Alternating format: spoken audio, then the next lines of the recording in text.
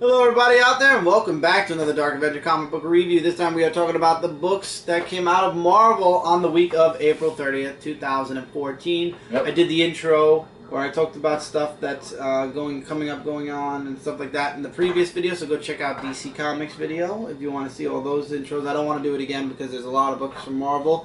And we're starting with Mike with Marvel because Mike has a book that he didn't review from the 23rd because he didn't have the book that came out the month before that. Yeah. So basically Mike's going to be reviewing Thunderbolts issue 24 and 25.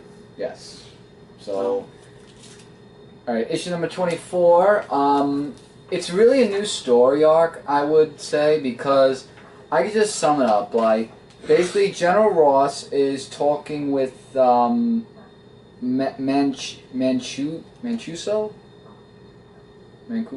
Maybe Mancuso. Oh, no, not Mancuso. No. Oh, what was his name? That's his last name. No, that. Basically, Ross is looking for his team, Mancuso, Herring, and Porter, because he had a team before the Thunderbolts. Oh, Corduba. That's his name. Corduba he was talking to. So, these names, they was just everywhere. So there's like a whole big dialogue where he talks about himself. And basically, he puts a fight of one of the Thunderbolts against two of his men, and whoever wins, like, if Ross's team wins, he has to take them to where his partners were, and if they lose, then they don't do that. So, it turns out that Ross was the one that they chose to fight against the men, and he won literally by... I love how he got mad, and you see him kind of starting to Hulk out. Which one? Here, he started to Hulk out, but he didn't do it. Yeah, I'll show some artwork, actually, which is really good, I would say. So, after that, when the whole fight scene is, he wins, Ross, by the skin of his teeth, literally. So now they go into the forest where, everything is. And there's this map here that Ross can't read, so there's one guy who can read it, which is Dr. Stearns. Or Samuel Stearns, I'll say. And so he says that it's a deviant script that is going to lead into other series. Meanwhile, in the ocean, they encounter a deadly monster, so to say. And then someone comes in to... that knows General Ross, and if you want to know who the person is, well, since I'm going to review that one since it's late, he meets up with Helen, and yeah, this happens.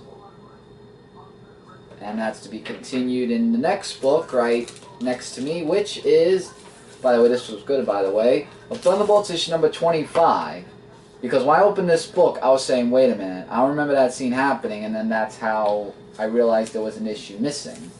Because sometimes when there's a long week, you kind of tend to miss comic books. It happens. So, meanwhile, while this is happening, Helen is talking to Ross about, what he's doing here. And Ross is telling her from last issue that he's looking for 3 of his teammates. And there's like this big, huge fight scene here that happens. But I want to show you something really carefully of what happens here. Ghost Rider saves everybody, but Samuel Stearns does this power of some type. And here's a spoiler here. Ghost Rider dies. And it's legit that after seeing this, yeah, I don't think he's coming back. Because I was telling him Ghost Rider died, you tell me. If that's looking like he's going to come back. Maybe he will, maybe he won't, but yeah, Ghost Rider dies, so after 3 issues, like, all of a sudden. So, meanwhile, they're going inside the, one of the, caves, so to say, and, all that other stuff. Meanwhile, Stearns actually admits that he killed, or wanted to kill Ghost Rider, and his huge plans of killing the whole Thunderbolts team, and if you want to read it, you can read more about it in this comic book. But then he told one of his men that Corduda is attacking, and they were on the same page, but then he was actually betraying him just to be good sides along with the Thunderbolts team still. So they go at this temple right here, where they are going to look up more stuffs and everything. And Stern's going to talk with them over the headset. And yeah, let's say that you could tell he's a big traitor to the team, because when they go into the temple, things don't work out so well, especially for Punisher and Elektra. And it looks like that they died, but that's not the case, because I saw the solicits. Right. I don't think anybody died. I mean, Ghost Rider maybe. No, I don't think Ghost Rider died. Well, I don't know. But sooner or later, I hope Ross finds out that Stern's betrayed the team, so he can just Hulk out and just rip his head off. Literally. Because now I hate Stearns. After reading that issue, I hate him. And I've always hated him. Of course you do. So now I have reasons why I hate him more. But exactly. Definitely, guys, pick up the 2 Thunderbolts, and next time I'll keep my mind open with all these comic books that come out, because you don't want to miss one. Anyway, we're going into the week of the 30th now. We're starting with Disney Kingdom Seekers of the Weird, issue number 4 of 5. One more to go. So they get the coffin clock finally, and Uncle Rollin and them activate. Well, they get all the pieces of the living room, or the what was it? The last piece to the stupid parlor together, the living quarters. They get the coffin clock, which is, yeah. I want to show what it looks like. And then, just as they do that, the candle wick dies, and the Shadow Council shows up. And it turns out Rollin was working with the Shadow Council. They gave him how many pieces of gold or silver? I forget. But the kids use their keys, they wind up the eyes, they set the clock, and basically they have 1 hour. Oh, how much now? How much key was it? 3 million pieces of silver for Uncle Rollin, and then it turned out Uncle Rollin actually called in the Wardens, so he was planning to double-cross the Shadow Council. So he double-crossed the Wardens to double-cross the Shadow Council, and this was all a plan between him and Max, oh god, what's her name? Melody and Maxwell's parents, but when he asked them to tell the other Wardens that this was a big master plan, their mouths are kind of bounded. So, things basically don't go according to plan, and everything is shot to hell. And then the last page is Max kind of saying, let's save the world. I was kind of like, okay, they're in very dire problems here. They have an hour before the Reaper comes out of the coffin clock. Their parents are still prisoners of the Shadow Council. The Wardens are trying to kill Uncle Rollin and them for what they did. So, I don't know. Who knows? Oh. Yeah. Would you excuse me 1 minute? Yeah, no, I'll give you your book and I'll go check it out real quick. Do you have another book? Yeah, yes, you do. World. There we go. Yeah. Here, hold this, and I will be right back. Okay, so getting into my book a little bit earlier, Avengers World issue number 5. So basically, what happens in Avengers World is that from what we saw, what happened last time, basically Iron Man, Captain America, and this says really the whole plot.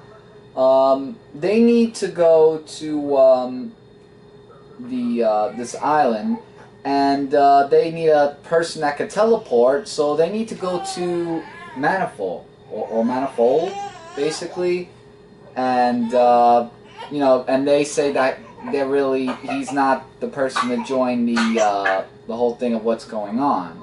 So they talk to Dr. Banner about Dr.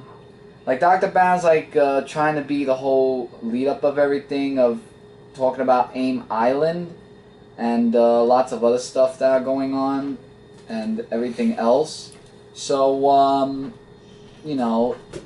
he's just basically, you could read the story for yourselves, just see what's going on. So Tony Stark is talking to Manifold, and he's trying to tell him that that we need you for this, and that, and then the teleport. And he's just saying that, he just cannot. Whatever happened to the dragon? The dragon's in the beginning, but it's just only for, one page? Well, yeah. By the way, here's some more artwork. Dragon! 5 issues already! Dragon! Yeah, but now they're talking to Manifold I because don't care about Manifold! Well, basically, he says that his destination is not his So aim. no dragon other than that page? No, there's no dragon other than that page. Dragon. So Manifold's on this dragon's head and they're just ignoring. Okay, keep going. yeah, so he's just gonna try to reach out and talk to Universe because he just needs time before he decides to join the team and everything. So he talks to Eden. Oh, is it Eden? Yeah. No. Oh no, that's his mother. Eden. Yeah, his name's Eden. So he talks to his mother, and he's like taking him into this place where there's like Armageddon and stuff like She's that. Captain Universe, by the way, I think. That's what I think she was. I saw something of that sort of reference. So yeah. So after all the visions that he went through, a Manifold goes to the team members and he's saying that he's ready, basically to go to the AIM Island of what Dr. Banner talked about at the beginning. And then here is the whole team of this, where it's to Avengers. be continued. Yep. So, I mean, this issue was a little bit okay. I mean, it was a little bit heavy on the dialogue on some parts of it. But, I would say it's moderately okay. I mean, I did leave out a bunch of other stuff because I didn't want to drag it out or spoil much of what happened. But, I'd say check it out if you've been reading it all along and see what you think for yourselves. I wasn't. This week. I know, sorry for that. That's I wasn't okay. planning on getting this book, but I decided to try it because of the cover. Hulk issue number 2, Abomination was brought back. Thanks to these people that want to control the Hulk. And actually, they control Abomination now. So instead of controlling the Hulk, they got Abomination. They find out where Bruce Banner is being kept because S.H.I.E.L.D. has him in this little town. He thinks his name is Bobby. And he's very childlike. He has no memories anymore. He's severely brain damaged from what's happened. And, I can't believe that they actually gave him brain damage to this day. I mean, even though it's something new they gave it to him because of the whole new story, I feel it's wrong still. I kind of find it funny that Maria Hill went in as under a disguise because she's one of the suspects that they think shot the Hulk, but she obviously wasn't. And she sees Abomination coming in, and she's like, I don't know how this is possible, but she tries to get Bruce mad. And then she finally just smashes his plane, and then we get the whole Hulk out. Some good artwork. Here's Abomination, by the way. I mean, the cover kind of says it all. There's no spoilers here. And then we get a bit of a fight between Hulk and Abomination. Doesn't that remind you of the Hulk movie, sort of, when they fought each other? Now The second remember, Hulk, Abomination not the has first. no cognitive thought, no nothing. He's being controlled by these people that wanted to control the Hulk. And it ends with the introduction of these soldiers. I'm not going to say what they can do or anything, that are going after S.H.I.E.L.D. that they feel S.H.I.E.L.D. should be afraid of. Again, it's an okay issue. I feel the same way I did with issue 1. So if issue 3 comes out and it's a light week, I will be getting it. I might get it just to see the final part of the fight with Abomination and Hulk, but again, 50-50 on Hulk. I'm still trying. I'm really trying to like this story, because Hulk is an interesting character, and this is an interesting new path they're going on. So I'm trying to like it, but I'm still 50-50, especially with Bruce thinking his name is Bobby. Silver Surfer issue number 2. Silver Surfer has no idea who this woman is from Earth that he was that was brought there. Her name is Dawn Greenwood. Why she was the one picked as basically the leverage. So basically he goes off to fight the Queen of Never in the hopes of winning and basically saving what's her name? Dawn. Dawn is really a strong woman in and of herself, though. She actually finds a way out of the prison cells on her own, and she gets all the other prisoners, and they're on their way out. They're basically looking for a way to escape. So she doesn't even need Silver Surfer's help. And then the Never Queen actually shows Silver Surfer all these possibilities with him and Dawn which is kind of funny. And then we find out that she's not really the bad guy. It's Zed who's the bad guy. He stole the Never Queen's heart, and she's dying. And the reason that they're sending people to try to slay her is so that she doesn't come back and reclaim her heart. So Silver Surfer says, I'm going to go and get your heart back. And the Never Queen actually tells him, you know, there's a lot of possibilities with you and this girl. She's very important to you. You don't know it yet, but there are many possibilities where this girl is very, very important to you. She wished upon you basically when she was a child. She saw Silver Surfer, thought he was a shooting star, wished upon him. So basically that's kind of what intertwines them, so to speak. So he goes off, he sends the board to look for the heart and to keep an eye on Zed, and he goes to try to save Dawn. Except there's kind of a twist at the end. I don't want to give too much away, but Dawn basically believes she's going to save him. I'm not going to explain how. Read the issue. Very interesting. I'll be back for the next issue for sure. It was a crazy issue, though. It was a little bit crazy. This issue is creepy. This issue is the all-new X-Men issue number 26. Jean, young Jean, has her first full-on conversation with present-day Cyclops. And it's kind of freaky, but she's kind of in love with him. She kind of likes him a lot. She actually says, you're... where was it? She takes his hand and she's like, you're here, the man I hoped you'd be. And he's like, whoa, Jean, we can never. I mean, never. And she's like, okay, wow. I understand. He's like, so basically she has the hots for him. And he's talking to her about what happened in, you know, in his lifetime and how if he had the chance to go back and fix things, he would, even though he's certain that basically nothing really would have changed, but he would have at least tried to have dealt with things differently, especially Jean.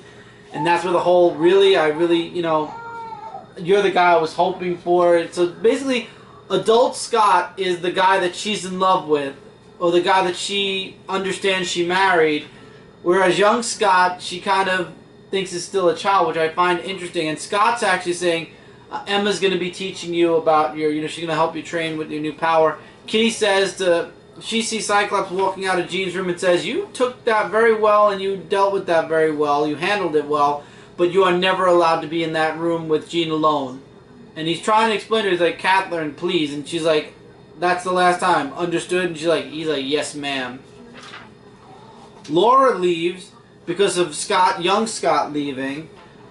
She gets confronted by somebody who takes her out. A shapeshifter of some type. Beast is still trying to figure out what's going on and how Jean has these new powers. Yeah. This is him when he first started. Oh, okay, because I was wondering what happened is... Angel reports back to Kitty Pryde that Laura left. She's like, go get her. And then she out of nowhere shows up and she's rambling on about shapeshifters and whatnot, and they're coming. And it turns out that the future X-Men are coming back to finish the job they started way back in all new X-Men's first story arc. Or second story arc. I cannot remember now. But anyway, the battle is about to rage on between the all new X-Men and the X-Men from the past X-Men and the future X-Men. So maybe we could put the future X-Men to rest once and for all. Send them back, kill them all, whatever. But I like how Cyclops is kind of worried about Hank. I think that, you know, we had Cyclops' little dark turn. I'm worried that they're going to push Beast over the edge now next. Yeah. Because even Cyclops is saying, this isn't kind of like Hank. I'm kind of questioning. I hope Hank's okay, you know, and, you know, I don't know what's going on in his head, and I don't know why he did this and how he's dealing with it now. So, even with that all-new X-Men one, the issue number 25, where they were showing Hank talking with the Watcher, you could see that he knows he made a mistake and basically screwed things up. Yeah. So, it's going to be interesting to see how Beast copes with everything, everywhere. But he's doing okay on Wolverine and the X-Men, so I don't know. Book of the Week. Mm-hmm. From all around Book of the Week for me. And this is the J. Scott Campbell connecting cover. Mike actually has his variant, so you can hold your variant up while we're talking about this. This is the limited edition comics Andy something, or Addy, A-D-I, Yeah. Granovich or Granov cover. I have the J. Scott Campbell 2-part variant cover, not the 3-part. That goes into Amazing Spider-Man 1.1. This story covers everything Spider Family related. It starts off with Peter Parker's back now and him coping with his life. And I am going to give one spoiler away because I found it really hilarious. So Peter Parker swore off working with Spider-Man ever again. So he's now in Parker Industries. He's trying to cope with what's going on. J. Jonah Jameson has renounced being the mayor. He basically stepped down. He resigns. And then he's like, you know what? I'll go back to the Daily Bugle. They'll love me. And then he looks at the front door and he sees the Daily Bugle and he's like, Mayor Jameson leaves office in disgrace. And he's like, ingrates, they're all dead to me. I found that funny. Yeah. So then we get Peter Parker as Spider-Man and the bad luck begins. It turns out somebody's watching from the shadows, and we'll find out about who that person is later on in the book. But he's fighting these nobodies basically, and then he goes back to his apartment, and I'm not giving away the spoiler here, but oh yeah. But one thing I do want to say, which I thought was a hilarious thing. I couldn't believe it, and Anne-Marie goes to Pete's apartment and opens up one of the drawers and finds a box and a whole set of lines that Doc Ock apparently wrote as Pete before doing the re-switch. Basically, Doc Ock, spoiler alert, sort of here, was going to propose to Anne-Marie. And it's not an April Fool's joke this time. No! And Pete has no idea about it, but Anne-Marie found the ring. And now she's sitting there in this apartment waiting for Pete. And I'm not going to give the rest away, but wow, the ending was definitely wow. They just better not. They better not, that's right. Second story is all about Electro, and basically it plays into the next issue of Spider-Man. Well, it's also because The Amazing Spider-Man 2 sort of came out. This kind of connects a little bit to Superior team-ups, because he's talking about Spider-Man, the experiments Superior did to him, basically Doc Ock, Spidey did to him, and he's blaming him. So basically, he's gonna go he's gonna go find Spider-Man and make him fry for what he did. And then we get the story about Black Cat. And apparently it's connected to Electro because when Electro blew up the prison he was in, he also freed Black Cat. And she swears to make Spider-Man pay for what he's done. Wow, everybody's on a... So Electro's going after... Yeah, Spider-Man. Electro's going after Spider-Man because of what... I'll tell you that in a minute. Because of what Doc Ock did. And now Felicia Hardy, a.k.a. Black Cat's going after Pete because of what Doc Ock did. And the bad part with Felicia is basically everybody found out that Felicia Hardy is Black Cat. They went into her house. They took all the stolen stuff she had. Basically, she was wiped out clean. All the stuff she stole over the years, her secret identity, all ruined thanks to Doc Ock. But she doesn't know it was Doc Ock, so she blames Spider-Man, and she's going to wreak her revenge. Then you get this funny comic. It's a funny comic. That's basically all it is. Talking about the web shooters and whatnot. And then we get another story pertaining to Spider-Man 2099. Ooh. I have to say, though, look at the size of this head compared to this body. He looks like he has a gigantic bobblehead. So I hope that this artist gets a little bit better if he's going to be the one doing the Spider-Man 2099 series. And then you also get Pete traveling to Texas to find out about Kane. Scarlet Spider-Man. Yeah, so basically Pete finds out that Kane's fine. We find out about what's going on with Spidey 2099. Hold on. Didn't he not become Scarlet Spider-Man anymore? Kane is the Scarlet Spider. He's part of the New Warriors, which they actually show here. Yeah, Scarlet Spider ended, and now he's with the New Warriors. Oh, so it's relating to this time. Right. Oh, so okay, actually, Pete meets... It's hilarious because Pete meets... What's his name? Oh my god. Doug? Was it Doug? Doug, the doctor. Oh. He meets the doctor, and the doctor explains how Kane was kind of trying to be like his brother, who basically is Spider-Man, and he just left. That's when he finds out that Kane left, he disappeared, and basically Pete leaves, and on his flight back home, he's like, I hope that my brother has found peace, which basically they show him with the New Warriors. Last story pertains to something that's going to be happening later on. I gotta say, I love the artwork for this book a lot. For this story a lot.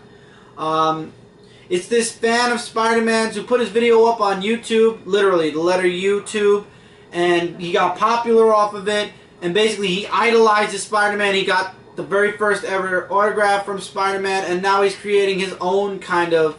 He was inspired to make his own hero, basically, and this all leads into, I believe, Amazing Spider-Man 1.1, which is advertised here.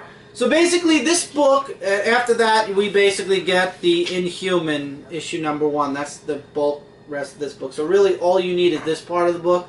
This is just extra BS nonsense because they're idiots. In there? I mean, they did that with Black Widow, and then they did it with so many other comic books. I mean, this is crazy. So basically, in my opinion, other than the first story, everything else was set up. We had the actual Spider-Man story, which was pretty short, actually. Then we had the Black Cat and Electro setup for the next couple of issues of Amazing Spider-Man.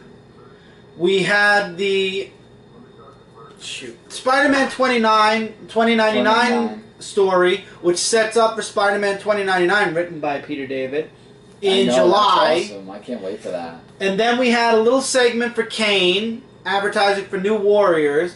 And then we have another story, which is advertisement for Amazing Spider-Man 1.1, which comes out next week, ironically. So for me, it's like we got the main story, which was pretty short, kind of sad because it connects to Black Cat and Electro, and then we get thrown into previews for other books. 2099, Amazing Spider-Man 1.1, Amazing... Well, to be honest, the Felicia Hardy and Electro could be considered part of the first story because it all leads into Amazing Spider-Man 2 and 3. So you can kind of argue that those two stories are part of the main story, but then you get the advertisement for Spider-Man 2099, which was good. You get the recap on what happened with Kane. So basically, what I like that Dan Slott did here, he basically told us everything that's been going on in the Spideyverse in the past year and a half. Right. So... really good, amazing artwork. I have no complaints except for that little kitty artwork in the middle of the book. I was like, what the hell was that? 5 out of 5 stars. I loved it. If you guys did not did not pick up this issue, it's how much was it? It's a $5.99 book, worth the $5.99. Loved it, for the cover and I would highly recommend you guys check it out. Mike got the variant, like I said. And that's it for this review, guys. Don't forget to check out Comic Related, as well as ComicFrontline.com, as well as Zone4Podcast.com. Together, we are your #1 source for comic-related news, reviews, and a whole bunch more. Feel free to comment below your likes, dislikes, agree, disagree, what have you, and your comments will be answered and heard on this Friday's weekly comic book haul. Yep. So, I look forward to hearing all your guys' comments. Really loved Amazing Spider-Man this week, guys. I highly recommend you check this book out. It was spectacular. Absolutely. No pun intended. And until next time, everybody, take care, keep reading, keep collecting, and we will see you guys really soon in the next review. Later, everybody. Later, guys.